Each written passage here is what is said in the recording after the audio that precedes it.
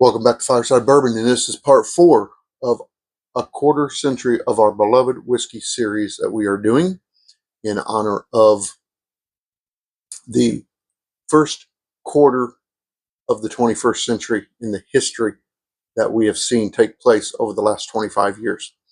Today we're going to talk about some more events from 2000 that were done by distillers that has affected the whiskey market. We're going to begin in Islay, Scotland, and talk about Bruichladdich Distillery, which was acquired by an investment group led by a wine merchant, Mark Rainier.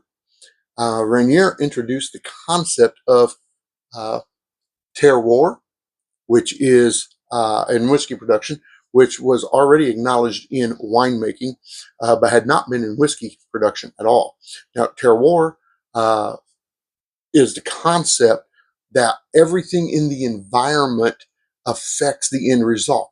So the literally the climate, the soil, the topography, even human factors all contribute to the flavor profile of our beloved beverages, and has done scientific research on that and proven that there is definitely facts to that.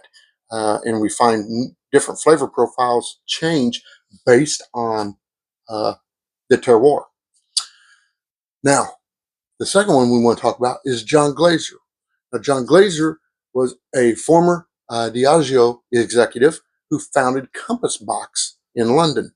It was known, or he was known, for making unusual blends, including his first release, a blended grain whiskey called Hedonism. What a perfect fitting name.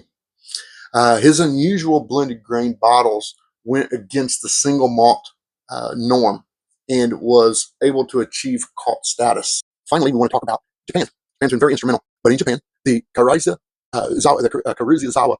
distillery was shut down in 2000 by its owner, the Mercian Group, and I think pronounced Mercian, was later sold to Kirin Holdings in 2007.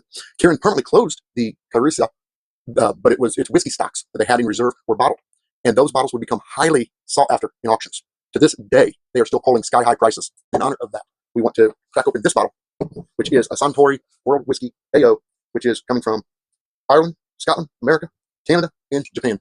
A blend of those whiskeys. Actually, a Jim Beam put their product in here. To the world of whiskey, to the events that took place in 2000, cheers.